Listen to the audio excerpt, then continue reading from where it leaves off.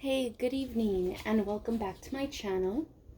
And so here I am with my little Lilu and my little Vivi, and it's way past their bedtime.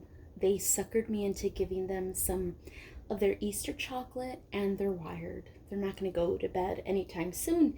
So I told myself, well, this is the perfect opportunity to make a video. So since they're going to be up anyway, and also, it's a perfect opportunity to catch up with both my theme Thursdays. So, I did a video, when was it? Last week. Okay, I did a video last week, and I think I was kind of on time. I don't even remember, but I know I did the video with Eloa and her little floral romper. So, the week before it was floral, and this week it's either Peter Rabbit or rabbits. So people, you know what? I'm all over the place. I always like to joke and say I'm dyslexic with time, But anyway, so here I am. Better late than never. Okay, so and you know what? I was gonna show you their outfits with the last video, but I remember I couldn't find them. They ended up being like behind a shelf. They'd fallen over. So anyway, here it is. So first we have my little Lilu. She is the June Sculpt, June Awake, 7 months, and she's from Bountiful Babies, and she's a beauty, and she's wearing a linen romper from Old Navy, and it's in this beautiful tan material. I love it because of the natural fibers, and I love the color because it goes so well with her auburn hair and her pink cheeks and her complexion. And it has light pink flowers, a little bit of bright coral, yellow, periwinkle, and green leaves, and that also goes well with her complexion. And these are new sandals. I just bought these cute little sandals from Old Navy. So I thought they weren't going to fit her. They're a size 6 to 12 months, and I thought her feet were too big, but no, they actually, there's room here. I don't like buying things that are too tight or fit them too perfectly because I don't want it to like rub against the paint. And so, yeah. Okay, so here she is with her bunny. So she actually, she's, with her bunny, she's kind of like fits in with the theme for this week. Okay, so here we have my little Grumpy Grace, my little Vivi, and she is a sculpt by Ping Lao, and she wears 6 to 12 months too, like Lilu, even though she's 28 inches and Lilu is 25. What she has in height, Vivi, she has in girth, in chunkiness. And I love dressing Lilu in little rompers because I love showing off her chubby legs and chubby arms. I just love it. And so Vivi, she's wearing 6 to 12 months.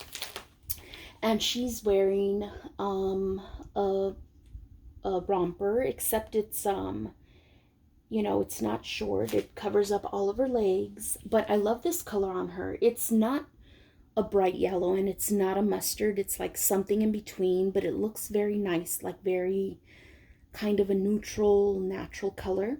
And I love the way it contrasts with her dark hair. And so, yeah.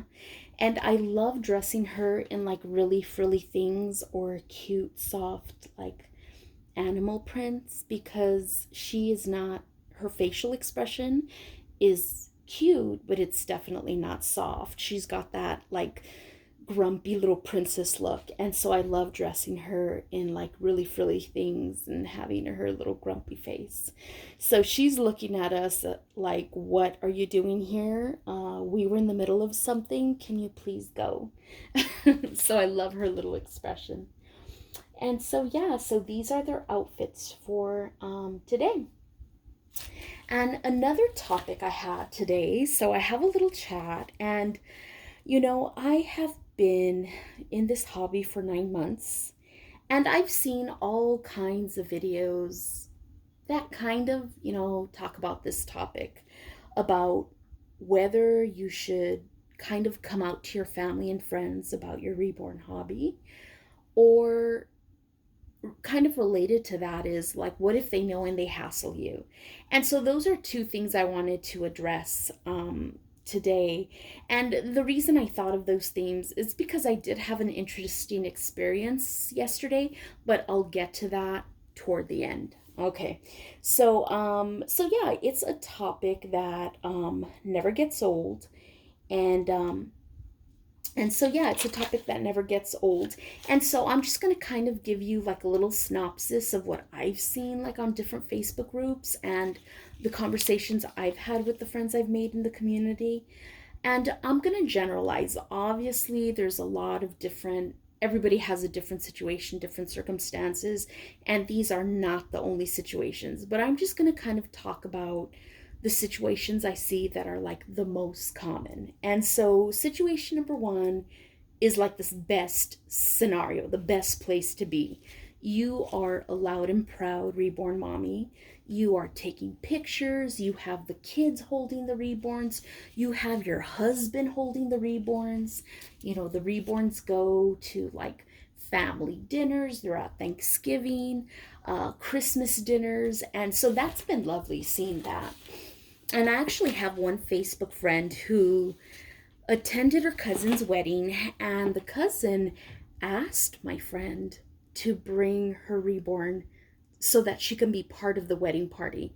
And so they made the reborn doll a special dress to match, and the doll was part of the wedding party, and she was placed on a special pillow. That was just like really amazing to me. And so that's like the best case scenario. Okay. The other kind of scenarios I've seen are where the husbands or boyfriends, you know, have a problem with the hobby. So they'll make faces, they'll snicker, they'll make passive aggressive comments. You know, in extreme cases, they'll threaten to like throw away your dolls or give them away, you know. And, you know, no one really knows the details, but when I read those comments, you know, of course, my heart goes out to those ladies. And so far, you know, I'm sure there are different situations. You know, I'm sure, you know, men are in this, can be in those situations as well. But for the most part, I've seen ladies, you know, post things like that. And you know, who knows what the details are, but from what I can kind of gauge, like a lot of times when people attack you for certain things or things that seem like kind of small and leaves you wondering like, well, why do you have a problem with this?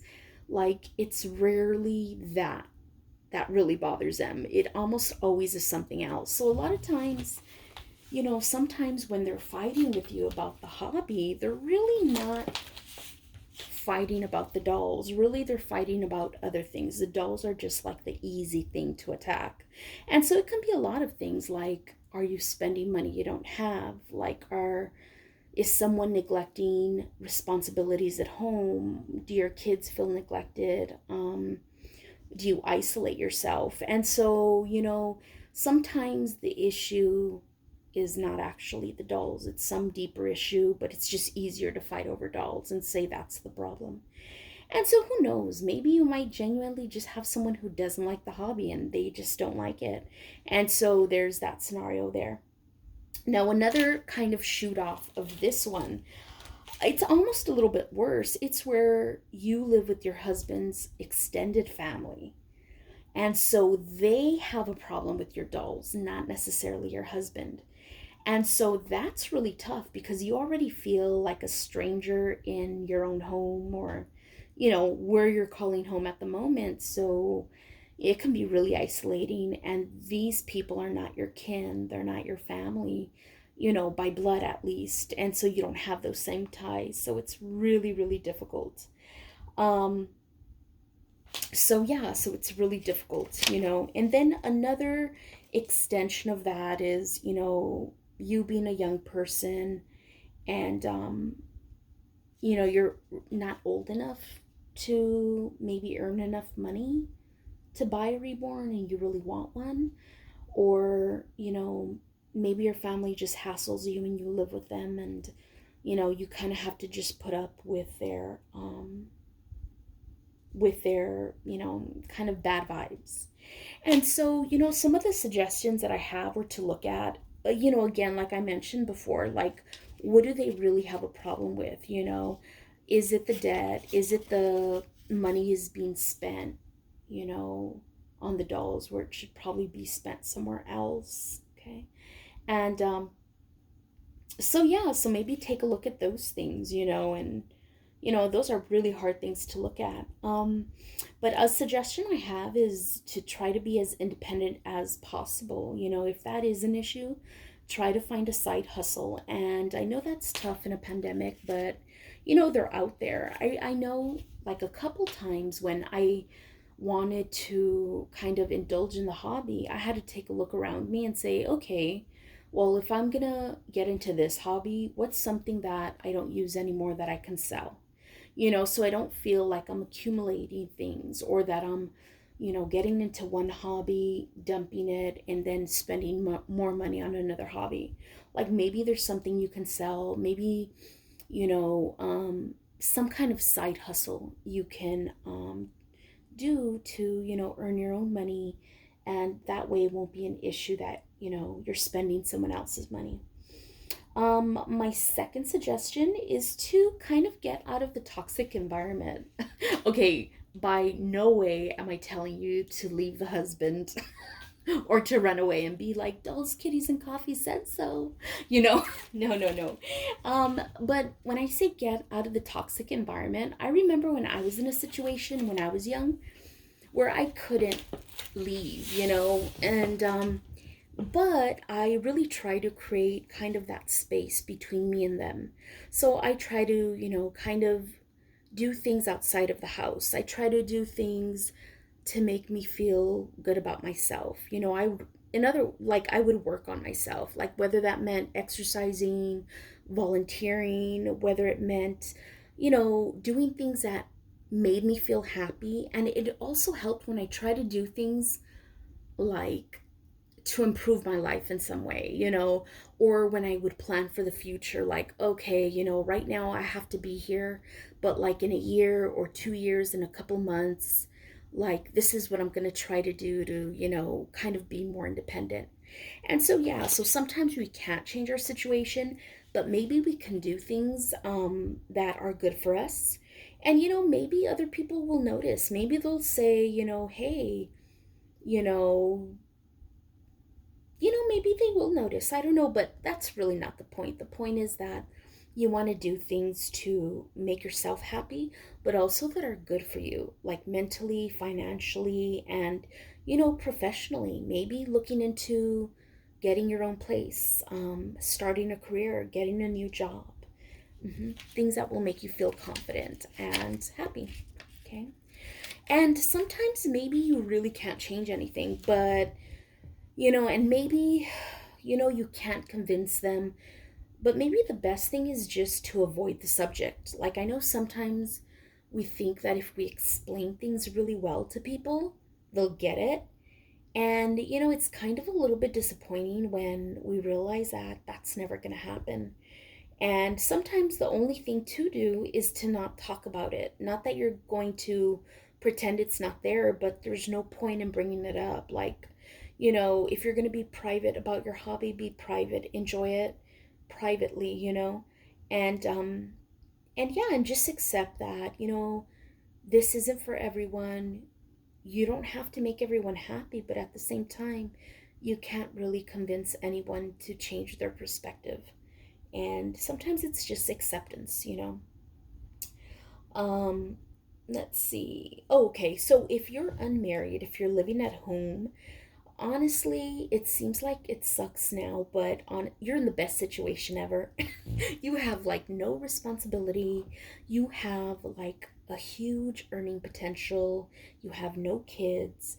And sure, you have to deal with your parents right now or your immediate family, but seriously, I would say just set yourself up to live the life you want, to make the decisions you want.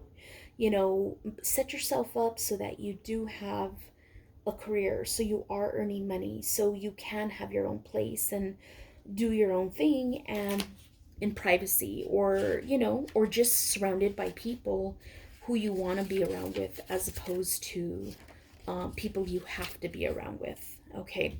So the other topic is, should I tell someone? And this is basically what um prompted me to make this video.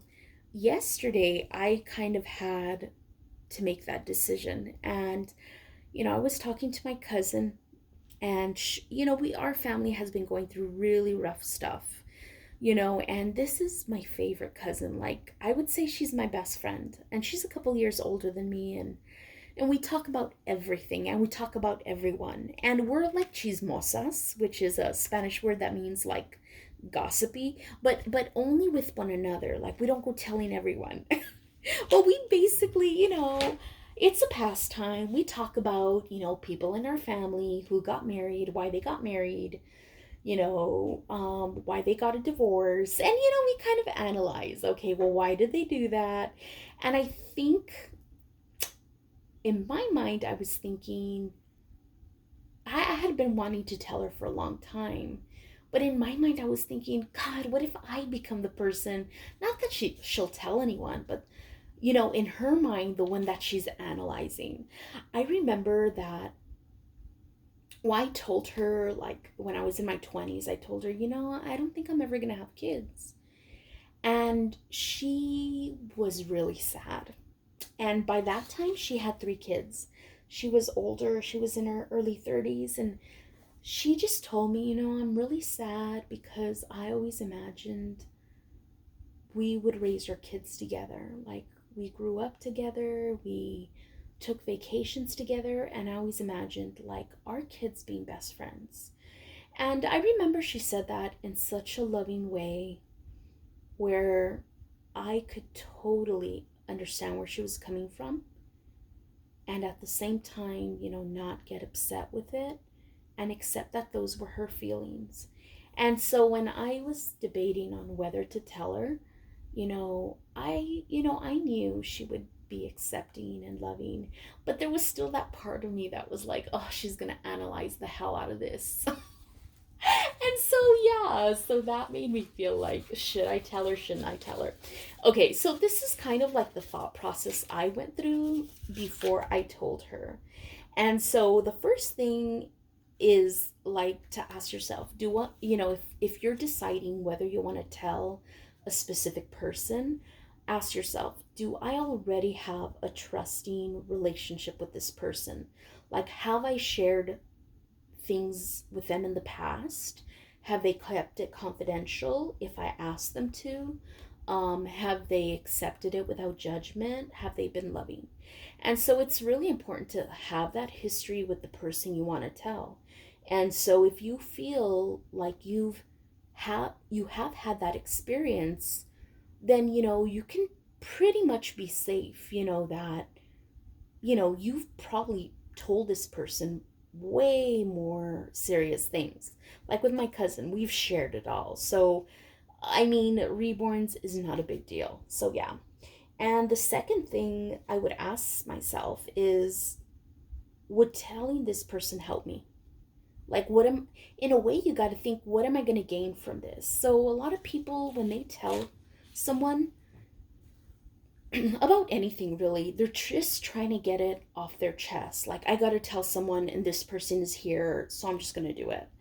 And so you want to be, if you're a sensitive person, you want to be careful, because if you're just doing it because you want to tell somebody, you really have to be ready for them to, and you're not sure how they're going to react. Like, you've never shared anything personal, you don't have any past experience to like compare this to. You want to ask yourself, like, am I willing to put up with their judgment, their rudeness? Am I willing to even make the relationship awkward? Am I really even maybe ready for them to kind of laugh at me? Like, and if you're securing yourself and you're like, yeah, I don't care, I just want to tell someone, okay, cool. But if you're not ready for that, then maybe I would hold off until you do meet someone who honestly is worthy of your trust, is worthy of your confidence. Okay. And that's hard because, you might have to wait a long time. Um, and a lot of people tell other people the next reason is to change the way people perceive them. A lot of times it'll be like, well, I'm just going to drop this bomb on them. And I'm just going to tell them. And sometimes, like, I love this phrase. Some people want to stir the turd. Which basically means you want to blow stuff up, like emotionally, you know. Maybe you want to shove it in someone's face. Maybe it's your mother-in-law. Maybe it is your husband. Maybe it's your parents or your sister. And maybe you do want to make an issue out of it. And maybe that's entertaining. Maybe you like the drama. I don't know. But at least recognize that's what you're doing it for. Like, okay. Because then, a lot of times when we do tell people, we deep down, we know how they're going to react. And when they do react that way, they're not disappointing us. They're just showing us who they've always been. It's us who, maybe hope they'll change or who just kind of want something to be upset about. I don't know. Sometimes we like playing the victim, we like creating those, little toxic relationships there. So the best thing is like know thyself, why are you doing it? Do you want to, and again, for some people it's not a big deal. For some people maybe like, yeah, everyone knows I posted on Facebook, but not everyone is like that. So yeah. So anyway, yeah. So I just kind of wanted to share that.